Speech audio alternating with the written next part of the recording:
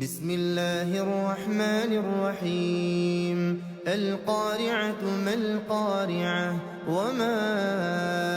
أدراك ما القارعة يوم يكون الناس كالفراش المبثوث وتكون الجبال كالعهن المنفوش فأما من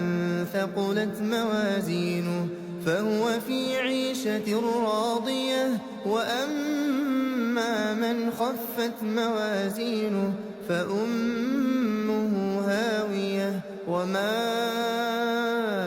أدراك ما هي نار حامية